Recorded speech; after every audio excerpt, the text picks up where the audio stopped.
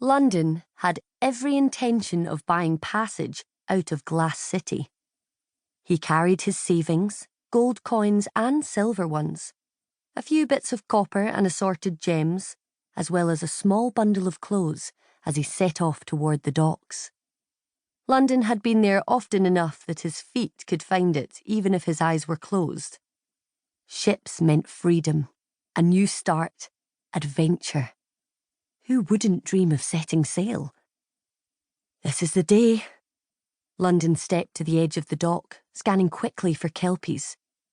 Getting eaten because he was careless would be a terrible start and end to his future.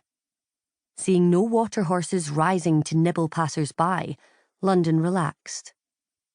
Birds' cries and people's voices mixed with the sounds of water lapping against hulls. Ships of all kinds cluttered the harbour. Personal boats and tall ships mixed with barges and tugs. But when London spotted a relocation ship on the far end of the dock, not the kind of ship he was hoping to board, he shivered. People who were a burden on the Empire got shipped away, packed like fish in a barrel to work in one of the wild lands the Empire now owned. London remembered watching his mum being taken away on one of those. He liked to imagine her in a better place, teaching other kids in some foreign land, but he wasn't even sure if she'd survived the journey.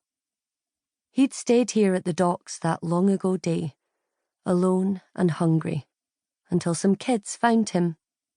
They took him with them, and that's how he ended up living underground. Now a man's voice rang out. "You there, lad." It was one of the kingdom's patrol officers. They seemed to be all over lately, gathering up kids. "If there's room, grab up 3 more. London hoped the soldier didn't mean him, but just in case, he ducked behind a barrel and crept along the ground using more barrels and giant crates as cover. It would be awful to get captured now. London had spent years avoiding being sent to a workhouse, a fate that was the usual choice for orphans these days.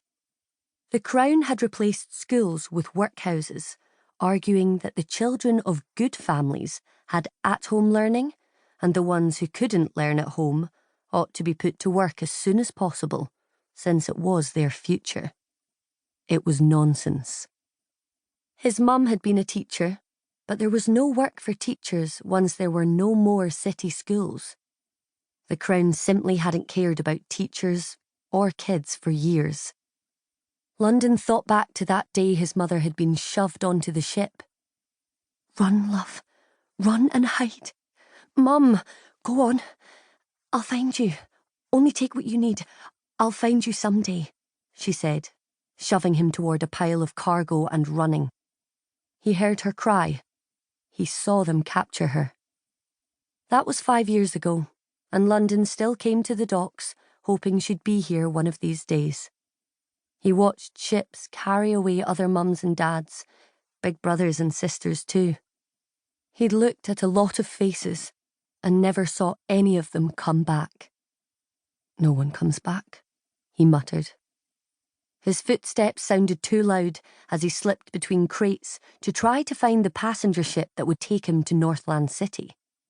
He'd been eyeing the sailing options for weeks, and finally there was one leaving today.